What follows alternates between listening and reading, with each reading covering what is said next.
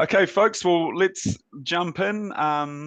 So today we're going to explore how you can harness the science of adult learning and AI to deliver more impactful training.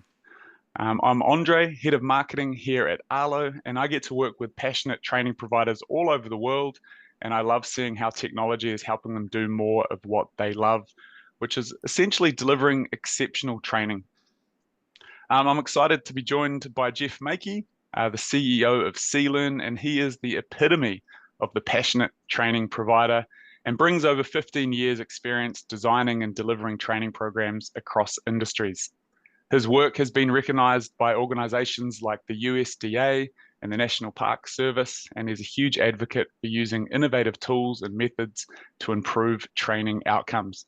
And just as I mentioned, I was fortunate enough to spend some quality time with Jeff in DC at ATD last week. And I really do love the way he thinks, his values, commitment to people, commitment to education. So I hope that you're going to love what he has to share today. We really want this to be an interactive session, so please use the chat feature in Zoom if you have any questions or comments or insights. We'd love those to join the conversations and to be participants and learn from you folks. There is also a Q&A section where you can ask questions as well at any time, and we'll do our best to kind of field both of those, the chat and the Q&A, and address those as we go. We also have some time aside at the end. We also have Mel, Arlo's content guru, in the background, so she'll be in the chat to help ensure those questions get answered. So yeah, please do get involved and use those features. So what to expect in today's session? Jeff will start by sharing how the science of adult learning can guide the way we design and deliver training. Then he'll walk through the key principles of a successful training business. And after that, we'll explore how blended learning, e-learning, and AI-driven tools are changing the way training is created and delivered. But before we jump in, I thought I'd just give a quick introduction to Arlo for those who are not familiar. Arlo is a platform built specifically for training providers. We help you create, schedule, sell, and deliver live, online, and blended training all from one place. We've helped our customers train millions of people, as you can see by some of those stats. We've saved them millions of hours, and we've helped them generate billions of dollars in training revenue through our platform. And ultimately, this is all to deliver on our mission to enable the delivery of exceptional learning.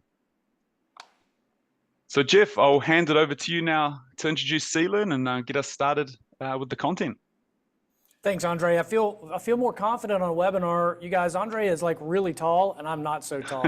So standing on the stage with him was, yeah. So it's great to be working with you guys again, Andre. So when I got out of high school, folks, I was a little lost, didn't really know what to do, and I got a job framing houses right off the bat. And during that time period, I was heavily involved in fire and rescue, volunteer kind of work, and I discovered that I was really good at training people. And I started to sit back and think, how can I make a career out of this? I was looking around the US, visiting all the universities, and at that time, there were no universities that offered a degree or field of study in adult education or adult training. You know, you had a master's of education, but that's still dealing with secondary school, primary school, those aspects. So I sat out and found a university, Western Carolina University, very close here to Asheville, that allowed me to create my own degree in adult training and education. I was actually teaching college level classes as an undergraduate as part of my degree work. So that was lots of fun. I have created a ton of different programs out there. My Swiftwater Rescue certification was actually accepted by the U.S. Park Service. I've had training programs accepted by the National Forest Service, and some of my training programs have been in existence for over 15 years. So that's really exciting, and I've had a good time doing it. So moving on, I guess we should jump into the science behind adult learning. Andre, is that where we're headed? I think that's a good place to start. Can we start with that? So I want you guys to start to change the way you're thinking about adults. I want you guys to consider not adults as learners or students, but we want to talk about them as participants. So moving forward on the slideshow here, when we talk about a participant, why would I use that phrase? Anybody guess? Why would I say call them participants? By the way, that's a culture thing within our company. We created that phrase. We threw it out there. It was important to us. That's how we refer to folks, and it's a requirement in our workplace. We work with the participants. Anybody want to take a guess? There's a few comments in here. So engagement, making it interactive, co-creating the learning experience, all really, really good answers. Mutual Carrie, respect. that was a great one, Carrie, co-creating. So, Andre, have you ever taken a class or training session, or you, Mel, ever taken a class or training session where you knew more about one particular topic than the instructor did? Has that ever happened? There's so many different perspectives. So yeah, you do have a lot to add, a lot to learn from each other, that's for sure. Yeah. So you're reaching out there. Sometimes those participants are going to know more than you. Getting them involved builds trust. Peer-to-peer learning works best. So if we're reaching out there, we have those participants out there, calling the participants, thinking about them as participants, we're going to get them more engaged, we're going to get more involvement, and we're going to get more learning accomplished. So I would encourage everybody to change this. We don't work with learners, we don't work with students, we work with participants. They are our peers. So another thing I want you guys to take into consideration when you're dealing with adults, they're very, very different than dealing with the high school kids or even really the college kids. Adults have families, right? Andre, you've got a fairly large family, correct? I got three kids. I'm not sure. Kids. Yeah, that's large in some people's terms. To me, that's really large. And Mel, you have several children too, correct? Yeah, one boy, one girl.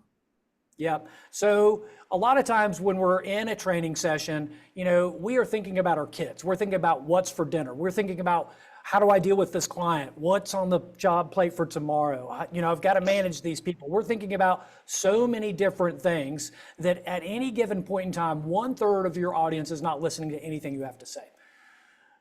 You guys, that's normal, right? Even if they're paying to go to a comedy club, 1/3 of those people out there that may have paid several $100s for a ticket aren't listening to what's happening. They're thinking about other things. Don't be offended. You have to figure out ways to present your information that overcomes that. We present information several different times in several different ways to try to make sure that we're getting everybody in the class at the same time. Hey, Andre, have you ever been called out on when you weren't paying attention, or how would that make you feel?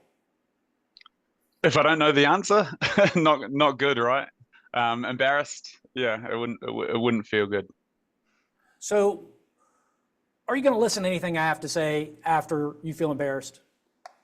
It's going to make you shut down a little bit, right? You're going to try and focus on trying to get that answer correct, and rather than being engaged and learning, and being open to learning, I think the wall goes up. Like you feel embarrassed, your feelings are hurt, you're probably angry because I did that to you. Not only did the wall go up with you, but I guarantee you have peers in the audience with you, in the room with you, and they're offended for you. So now they're not going to listen. So you never want to single out an adult learner. That's something that they teach for the Masters of Education. You see Johnny not paying attention, call on Johnny, bring him back in. For adults, that doesn't work. You're going to simply build a wall and not get through to them. So their participants, respect them, encourage their involvement, and never single out an individual in a group learning situation. So I do have a question for you guys. When you're conducting your training sessions, what platform are you guys using? Like PowerPoint, Google Slides? Do we have a poll for that, Andre? Do we have a poll, Mel?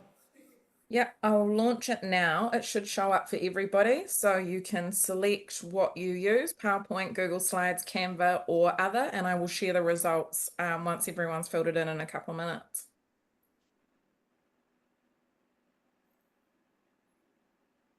So Andre, you said it was 7 in the morning where you are here. It's 3 o'clock in the afternoon, and I'm counting down to go find some of those craft beers around town. So someone's drinking my coffee really quickly. So yeah, we're in a different stage, that's for sure.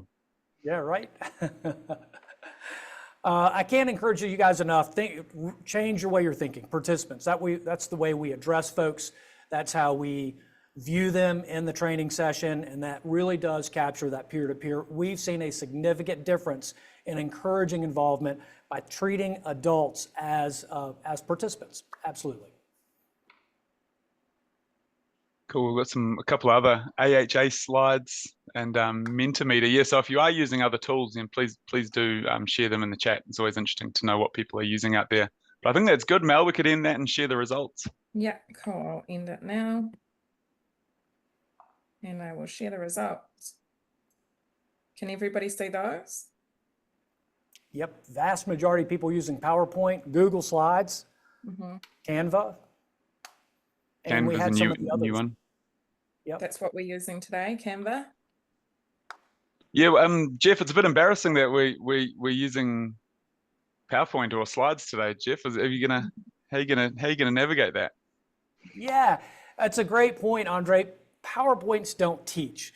We rarely use PowerPoint. In fact, I could almost say never, but it's not quite never, but it's very rare. Today we're using PowerPoints because this is more of a presentation and less of a training session, but typically we don't use PowerPoints. Does anybody want to guess why we don't use PowerPoint?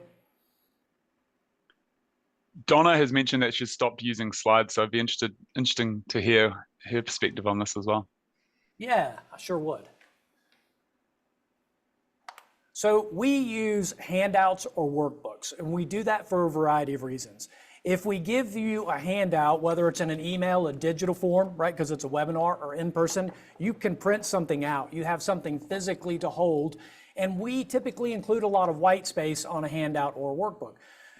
Andre, have you ever been to a training session or speech and written something down and thrown it away at the end of the session, just writing it down real quick? I do it all the time. I think it helps me retain the information and kind of, I guess, summarize some of those key points.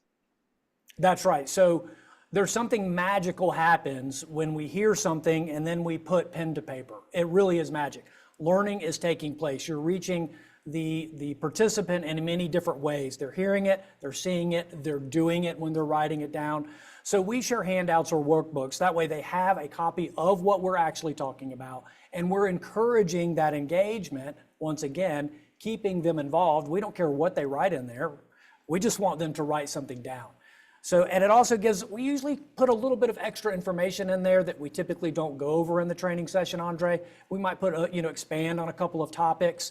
And that way we're adding value to that, which gives them something to go back and review later. Remember, recalling the information is learning the information. So the more times they go look at that piece of paper and remember it, they're learning more of it. So I really want to discourage you guys from using PowerPoint. Try to step away from them.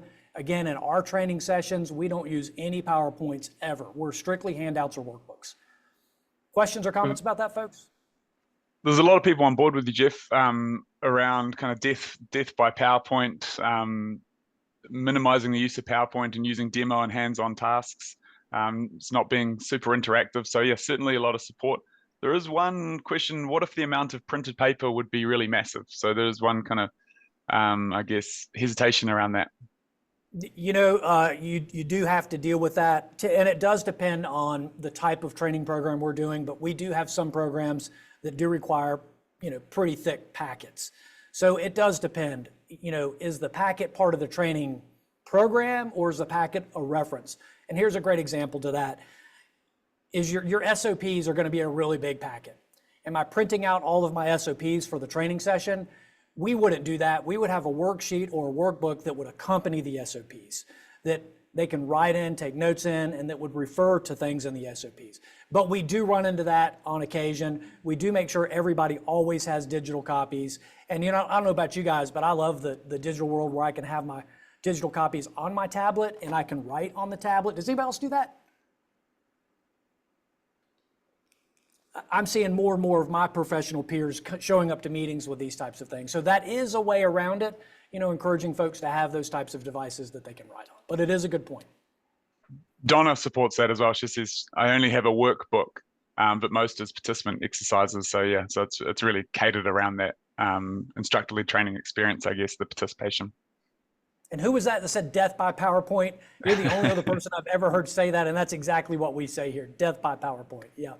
Absolutely. And when you're using that handout or workbook, you don't have to worry about giving them the slides. They've got all of that information with them. They can print it.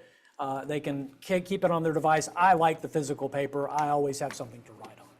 So I guess moving forward, let's talk about other strategies for engagement.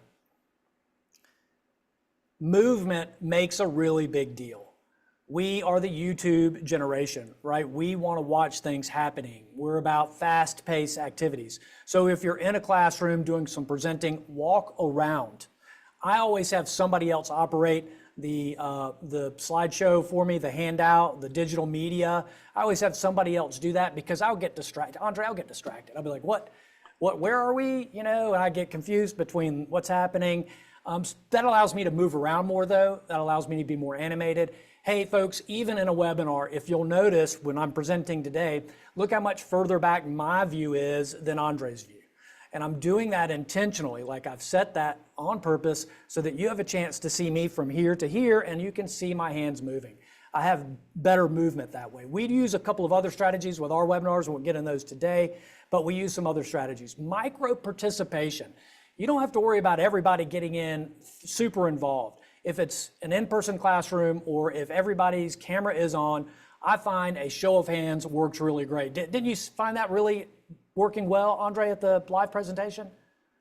It was great to see you in action on stage, Jeff. I think the stage was a little small for you, to be honest, but there was a lot of movement, a lot of interaction, and it made a huge difference. And when we're looking at other presentations, it's quite easy to sit there and check the phone and seeing what's happening next. And on LinkedIn connecting, it's a big kind of networking event, but kind of constantly checking in and getting that engagement was really effective.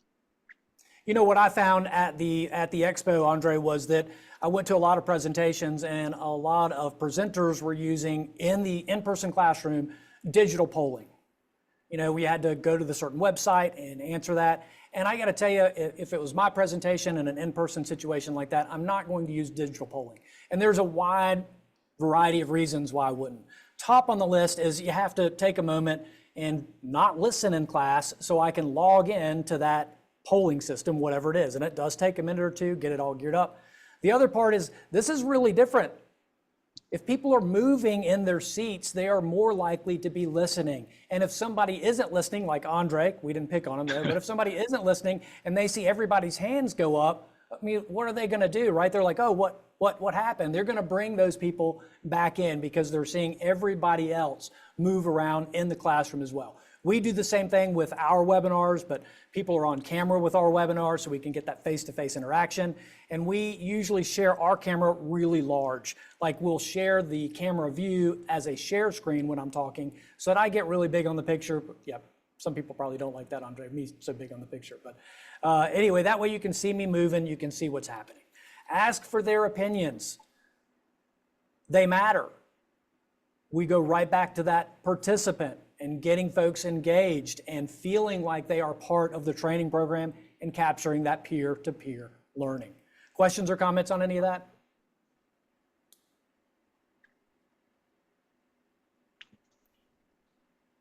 All makes sense to me.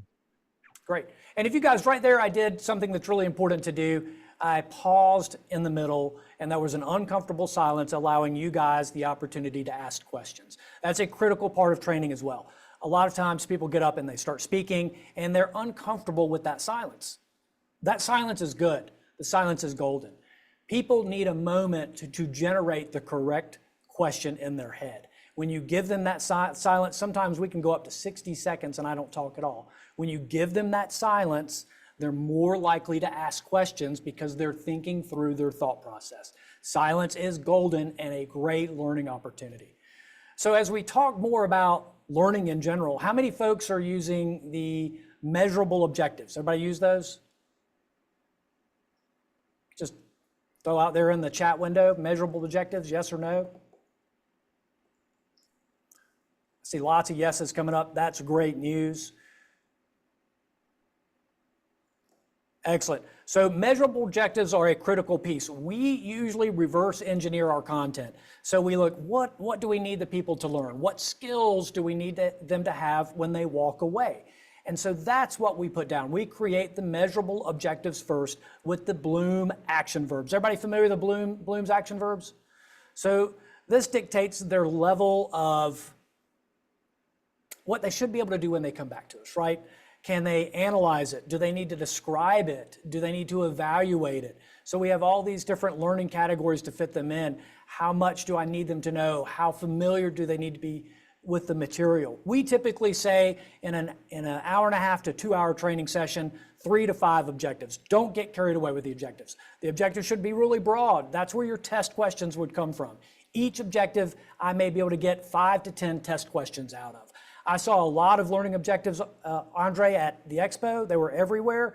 And I got to tell you, one of the concerning things I saw was objectives that were simply just too long, like multi-sentence, or, they just carried on and on.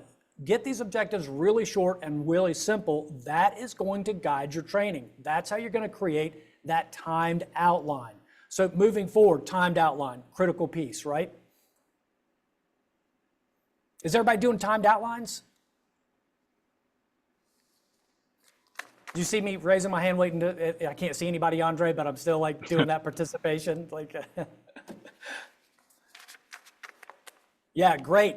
So there's a please repeat timed outlines, an instruction outline. So Andre, we're working with one client down in Texas right now, and they've been using their SOPs as the training document. And I was like, oh my gosh, no wonder it isn't working, right? No wonder that they're not effective. They need to create that timed outline to center around the SOP. What is the hardest part for people to remember? What's the easiest part for people to remember? Hey, we're just started writing a training outline right there, right? I want to focus on the hardest parts. They already know that. The timed outline also gives you flexibility. So if we're running off a timed outline and Andre has specific questions on this, I know that if I take an extra minute or two dealing with that discussion, which is great, participation, people are talking about it in the class, but if I take a couple of minutes longer there, I'm gonna have to shave some minutes off later on. So that timed outline, it's not written in stone, it's not a have to, but it keeps you on track. In fact, I'm a real fan that all meetings that I go to have timed agendas. If I'm running the meeting, it's a timed agenda. Andre, I just recently got the president of the Builders Association here locally to start to do that. Andre, have you ever been to a meeting and you didn't get to everything that was in the agenda? Yeah, it happens quite often, unfortunately. Right, so agendas are not unlike training programs. I have all this information I have to get through. Putting times on there keeps me moving forward to make sure that I get all the information in. Blended formats, I can't emphasize this enough either. We do lots of training classes, hundreds or who knows how many webinars a year. And one of the things we've started doing with a lot of our training sessions is we'll integrate interviews with industry experts. So we'll go film them, pre-record it, put together that video clip. Now with the handout, we've got reading, and then we'll play that short video clip of the interview, breaking things up, keeping people involved. That also helps address different learning styles. Some people are real hands-on. I'm a very hands-on learner. Other people are more visual. Some people like to read. I can't read anything and learn it. I've got to come up with a different method for me to really internalize the information. So somebody says learning styles are well-researched and a documented myth. Lauren, we should chat about that. I would love to know more where you read that and your thoughts and opinions on that. That's fascinating. Is the myth that you're kind of one or the other, or that it's kind of, yeah, I'm interested to hear more about that as well. Certainly for me, it's I require a combination of ways to learn. So I love storytelling. I write things down. I enjoy videos, but then learning by doing as well. So it's kind of a blend of them. So I'm not sure where that fits with the kind of, the theory around learning styles. What are your thoughts? So that's 4-time certified. We can chat a whole lot. Lauren, I would love to chat with you more about this information. Maybe after the webinar, please feel free to reach out to me. If I'm behind the times on something, I really want to be brought up to date. So, and it looks like several other people are agreeing with you there. And I would love to learn more. I wish we had time to dive into that, but I think we could spend the rest of the time talking about that. Unfortunately, we have to move on. But I do really like. Sorry, Jeff, is the myth that people are one or the other, and it often requires a mix? Is that kind of like pigeonholing people into one of these learning styles? Is that where it gets really challenged, or is there something more to it? But I think you're right. This is a whole nother conversation. Yeah, I'm dying, and I'm glad you picked it up, Andre. I'm dying to jump out. I'm ready. I want to talk about it, but I'm afraid we're just going to get over the top. So, Lauren, maybe you should reach out to Andre and me both. And you on a panel. Yeah. Right. Regardless, accessibility matters. We do try to bring information to people in different formats at different times within the same training program. We're trying to get those people to pay attention. People learn in different styles. Frequently, when we're writing our timed outline, we don't do things sequentially. So, we worked with a general contractor helping them design their programs, and they've been training everybody sequentially. Hey, first you meet with a client, then you do step 2, then you do step 3. But there were parts of the jobs that all the project managers were struggling with. So we put those in one section of the training outline, and we called it the big picture. And we talked about, hey, what are all the meetings that you have to do? What are the daily and weekly tasks that you have to do? So we grouped all those things together in one spot because those were the hardest things for the employees to do.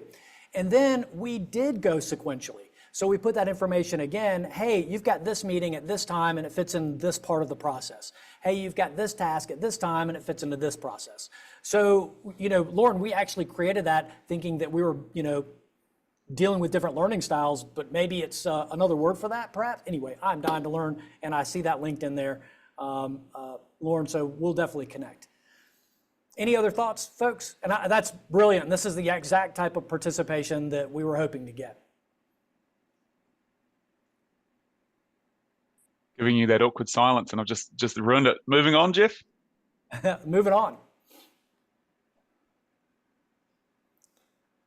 So we're going to jump right into principles of a successful training business. Really, these principles are the same for any business.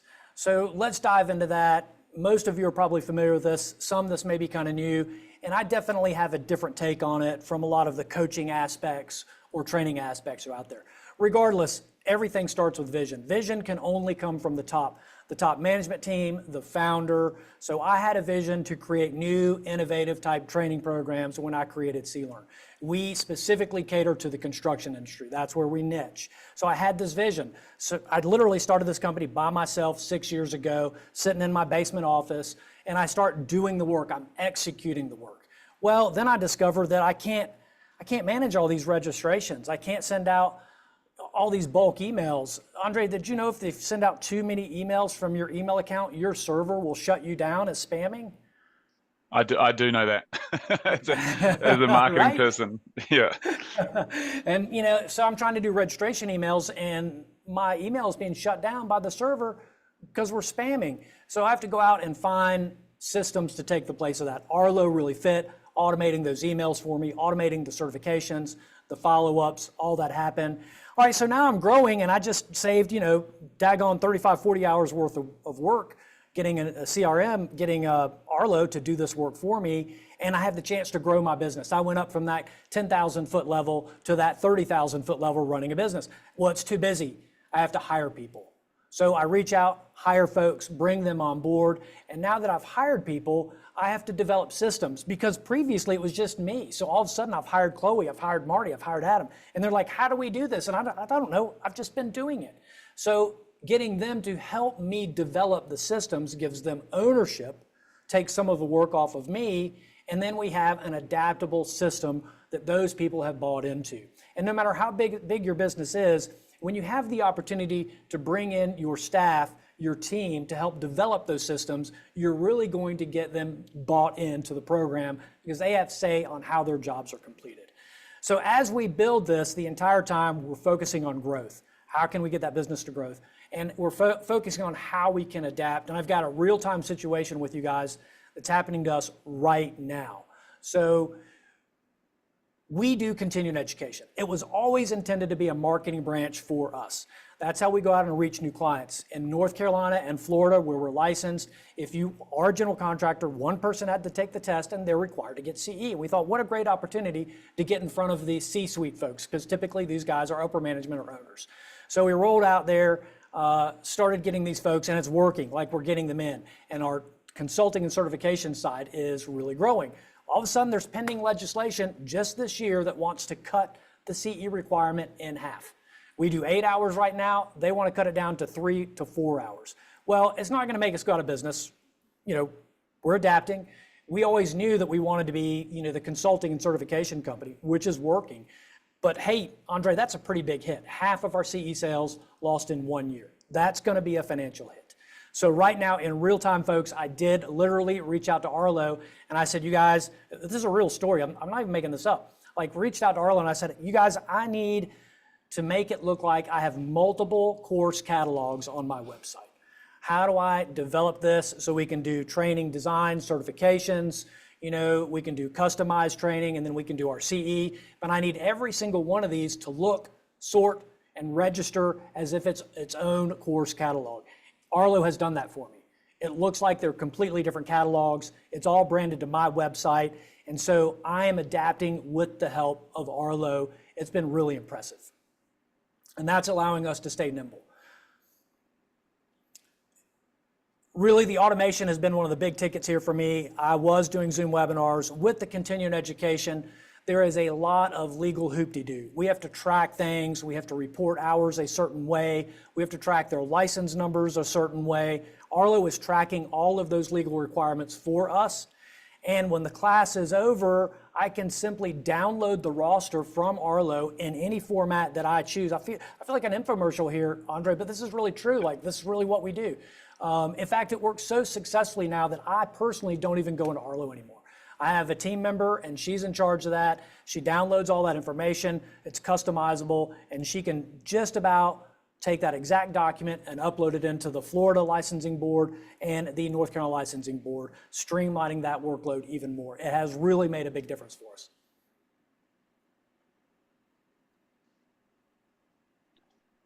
All right. Well, thanks, Jeff. Hearing those stories, from our customers never gets old, being being in this position, working with so many passionate training providers like yourself and hearing these success stories. Freeing up time and to be innovative and deliver really exceptional training is one of the biggest things we hear.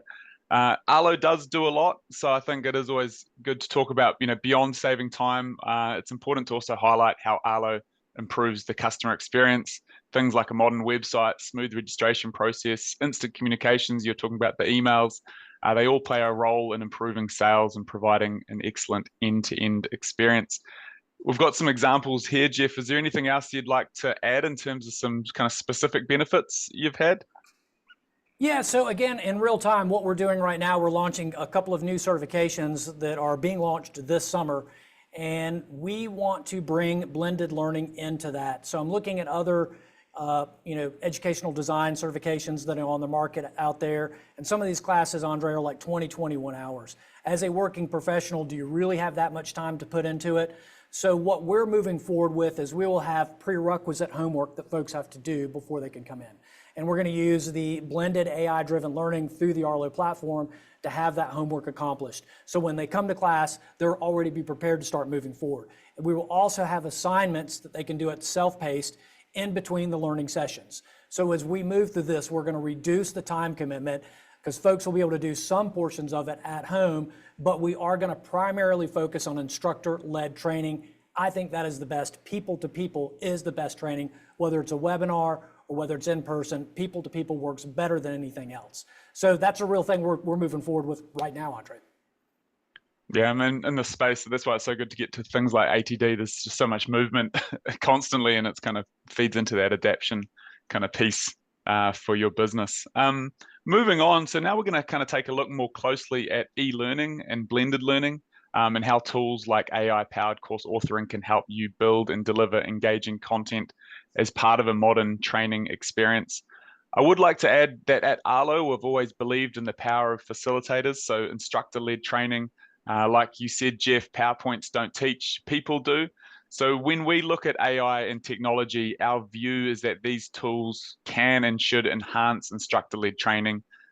This is the lens that we're looking at when speaking about blended e-learning and AI. So on that point, let's run a quick poll. And yeah, we'd love to know who here is currently offering blended learning. Mel, do you want to kick that off? Cool, that should be live now. This is a two-part poll, so there are two questions for that. And yeah, thanks. And blended learning, so that's a mix of in-person, live online, and self-paced e-learning. I'm sure you all knew that. And then let's talk a bit more specifically about some of the challenges that you're facing when it comes to offering a modern blended experience. Andre, while we're waiting for folks to answer the poll at the expo, I came back and my staff said, "Did you learn anything?" And I said, "Man, I learned a little bit." And then I started to go through all my notes. I was like, "Wait a minute, I learned a lot." But one of the statistics we saw coming out from a major company was that 67% of the corporations are using asynchronous self-study training. 63% of those companies say it's a poor return on their investment. There's no way around that instructor-led training. People teach people. We really are a champion of that instructor-led, and we speak to our customers all the time, and especially with that kind of shift around COVID and the kind of over-reliance on self-paced. There's a lot of training providers concerned. They live and breathe their material. They know what impact it has on the world, and to see the reliance on having people just do a completely self-paced course to pick up that kind of critical knowledge, because for our customers, it's all about learning outcomes. So if they're not actually taking on that knowledge and being able to apply it, then it can actually be dangerous, especially when you're talking about health and safety, first emergency response. I mean, all these different areas. And even if it's just onboarding, essentially you want, well, not just onboarding, even if it's onboarding, you want your staff to learn those critical skills. So being over-reliant on self-paced, it can actually be quite damaging, and certainly we hear that a lot from our customers. And it's not to say flexibility and it's not to say there's not a place for it, but it is an interesting space, and I think we are seeing, certainly from our customers, a big bounce back to instructor-led training as well.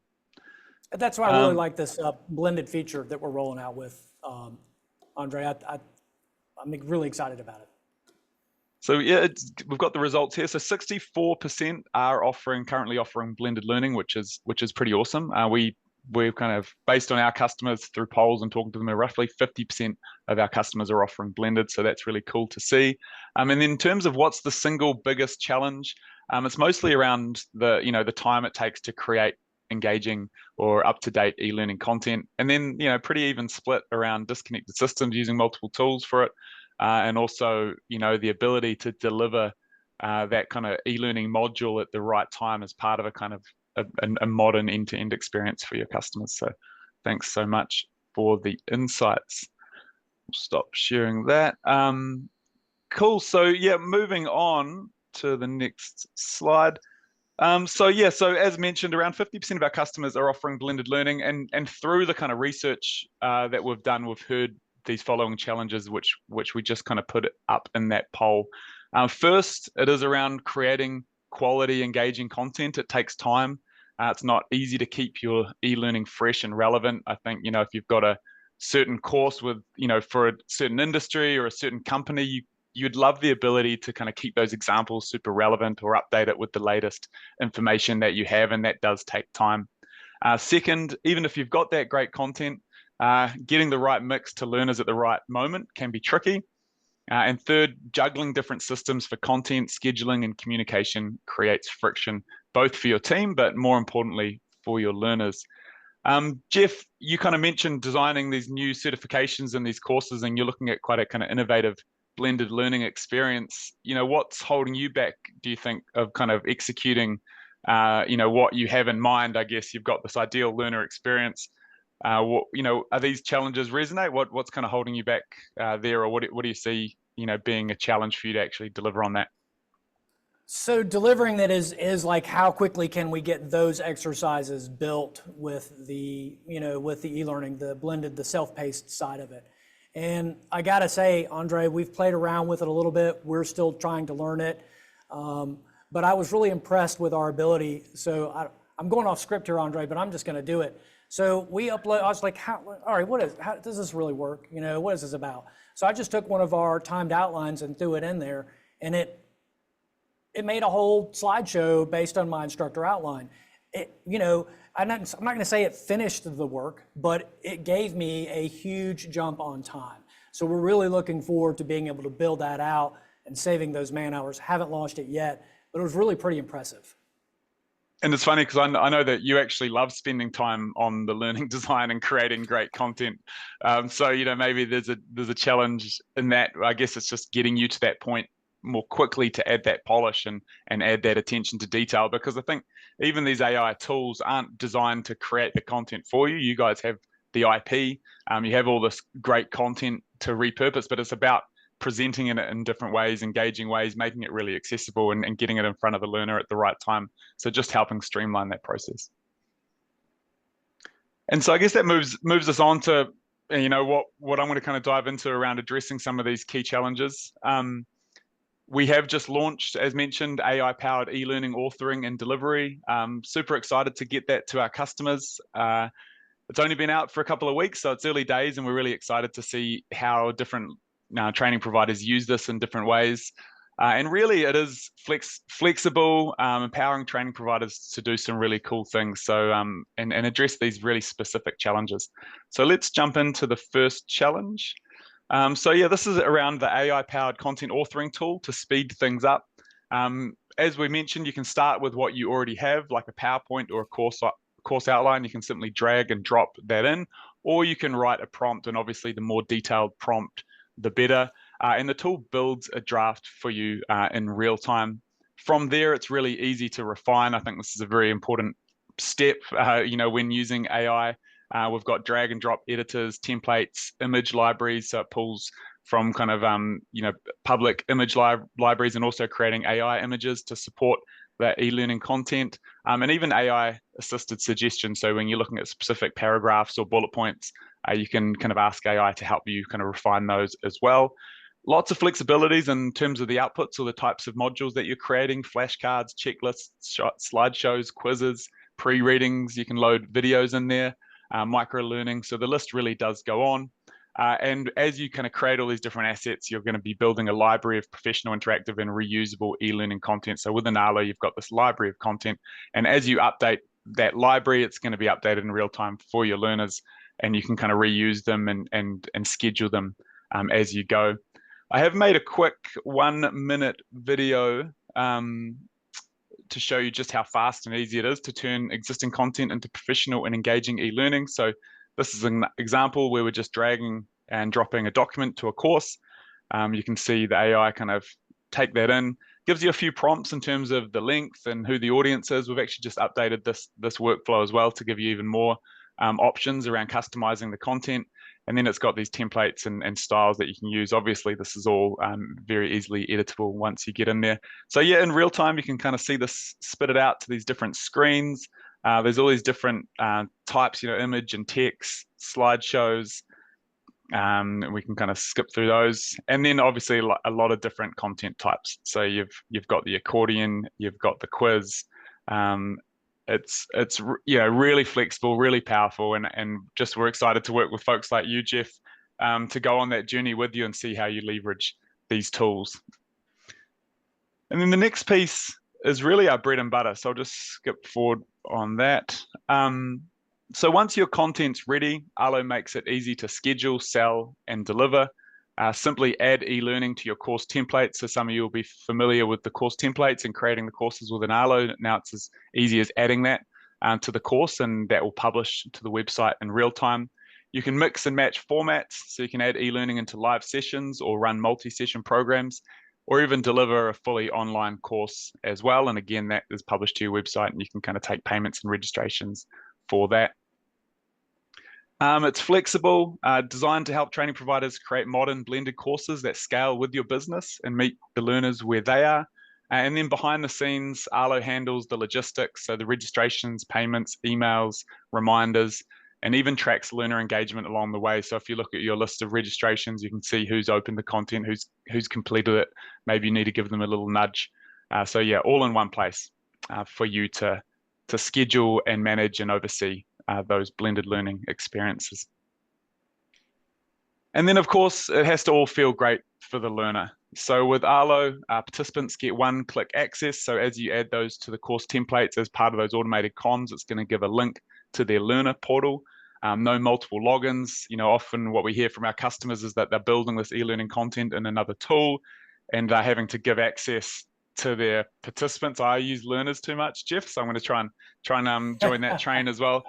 So they're getting sent these emails from another company that's not branded in your branding, and it just feels a bit disjointed, and it adds friction to that process. Often the administrators are getting emails around, you know, how do we access that? How do we log in? Is it the latest version? All that type of thing. So it's easier for the administrator or for you folks in the back end, but just as importantly, it's far more seamless for the end user. So no multiple logins, and they have their own learner portal that works across any device. And these are really interactive and responsive. So that's where they can access the latest content, interact with it. They can track their own progress. They can receive certificates, all from one place for a great learner experience. So to wrap things up on the Arlo side, this does really kind of round out our product offering. There's certainly more that we're working on as well, but it does kind of add that creation piece. We've got the scheduling, sell, and delivering. And again, it's to support that live, online, and blended experience. This is really built for training providers. We're not an LMS. We're really kind of catering to professional training providers to help run their business, so everything works together the way it should for you and your learners. Reducing training admin and helping you scale is our bread and butter. That's our DNA. But now with eLearning, it further delivers on our mission to help you deliver really engaging, effective learning experiences. That's kind of adapting as well with the needs of your customers. Today, we've mostly focused on eLearning, but there's a bunch more to our system. The website integration is super popular, and I know Jeff is a big fan of our dashboards and reporting to help you track upcoming courses at a glance and kind of look at things like total registrations and revenue. I think you automatically get sent some of those reports, Jeff, and you're less in Arlo these days, but I think getting that view of the health of your business is also a really key piece. So yeah, anything to add there when we look at the kind of Arlo in a whole? I know we've kind of focused a little bit more around that eLearning piece.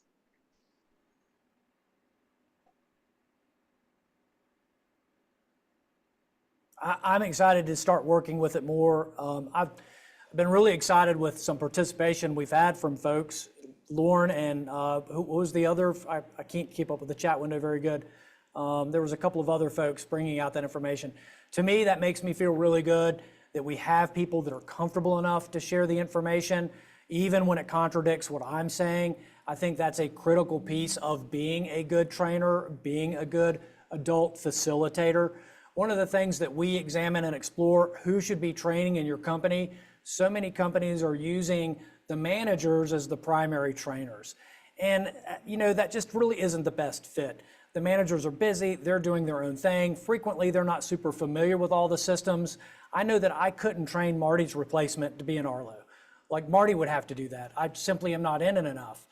And also, when we do peer-to-peer training, we're building up the employees. They're more likely to listen to each other, peer-to-peer training, a team lead training the new hire. That's really going to get much more learning across. And that peer is going to know what are the hurdles we deal with here daily. Oh, the manager doesn't know. He's not doing it. But actually, this is really hard. And let's spend more time on that. So peer-to-peer training, I think, is a critical piece of this and that instructor-led overall training mentality. And yeah, and appreciate all the kind of questions and comments in there. Mel's done a good job of answering some of those. We consider ourselves, or we are a training management system. So really, it's more focused around supporting training businesses to create, sell, and deliver their training. And LMS generally is really good at hosting content. As you mentioned, they've got all those kind of functionalities around SCORM compliancy. But we overlay a lot of that kind of e-learning course creation, authoring functionality with the delivery piece, with the scheduling, and the e-commerce storefront as well. So it's a little bit more geared towards folks who are managing those registrations and delivering the content as part of a training business, as opposed to kind of creating and hosting that content in an LMS. Typically, we see LMS as being really popular for kind of bigger corporates in the internal training department, where our niche is really around those training professionals. And I hope that helps a little bit. So just wrapping up, Jeff, we're doing pretty well on time, and if there are any questions, let's get those in. We'd love to answer those questions.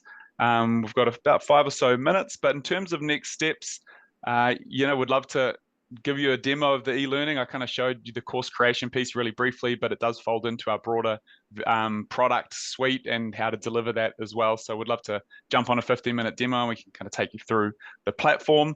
So please reach out. We'll follow up after this email. And if you do want us to send you the link, just throw that in the comments as well. But we'd love to organize or arrange an e-learning demo. We also have a free trial, so you can actually go to arlo.co and jump in a free trial yourself and start learning, start using these features straight away as part of a 14-day free trial.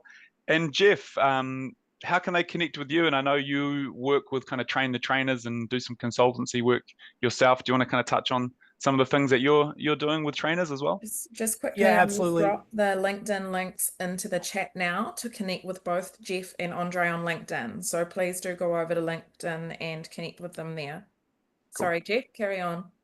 No, that's all right. Thanks, Mel. Yeah, we are launching a new training design course. What's important to remember with how we do things, everybody does variations of the same things. But when we create training programs, we're meeting government standards.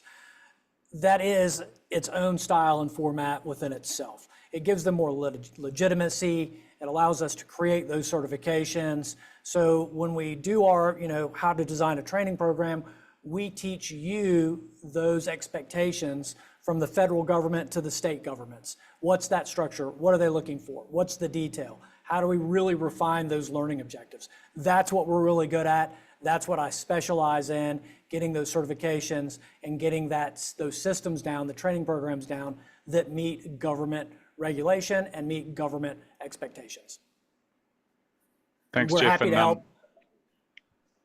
Yeah, and please do reach out. We'll follow up with an email, but do connect with Jeff. We always love working with our customers and kind of having that alignment in terms of what they're doing as well. There is a question around the translating. So in terms of the e-content, the authoring tool, you can actually create that in any language. There's a nice little option there where you can choose the language and it supports multilingual. In terms of the Arlo platform, the back end, when you're managing all the different kind of moving pieces, that is in English only. When you do write the course outline or the course details and publish to that website, obviously you can write that in any language you like. But in terms of the management tools in the back end, that is English only. We do have lots of requests to get that multilingual, but in terms of the management piece, for you guys using that behind the scenes, that's in English, but the e-learning content can be created in any language. So when we looked at that e-learning authoring tool, you can do the prompts, drag and drop existing content, and there is an option there to select any language you'd like to start creating all those different e-learning modules. So that's pretty powerful to create that in any language. But in terms of some of the other kind of back-end comms and your administrators and managers using the tool, it's only in English. So hopefully that kind of clarifies that a little bit.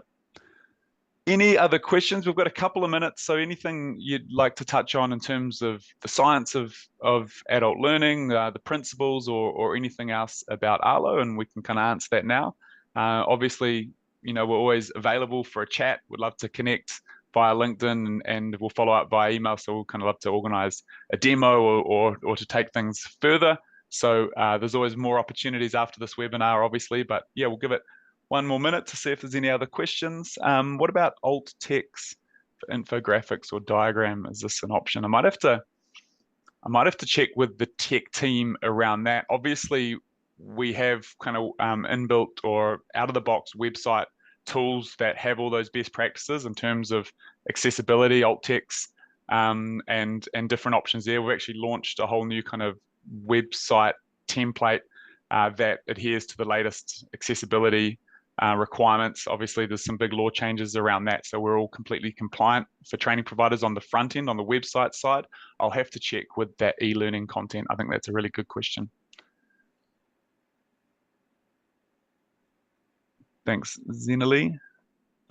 Kerry, yeah, no worries. Well, I think that wraps it up, and we're looking pretty good for time, Jeff. Give people a couple more minutes into their day. So if that's all, thanks, Donna. Appreciate all the engagement, and honestly, all the questions and comments in the chat has been awesome. It's really cool to see those kind of discussions and participating in these conversations. So really appreciate that. Thanks so much for spending this time with us, Jeff. It's always a pleasure. Really appreciate working with you. And we're going to really go on that journey with you around this e-learning authoring and blended learning delivery as you kind of design these courses and adapt Arlo to your needs. So we'll kind of be creating some more content around that as you build out these new certifications and kind of design a really kind of modern learning experience. So we'll be creating some more blogs and video kind of content and take some of our customers and folks along for the ride. So I'm looking forward to working together on that as well. Me too, Andre. Sincerely. Awesome. All right, well, guys, well, let's wrap things up. Thanks so much. Yeah, we'll see you after the webinar and look forward to continuing the conversation.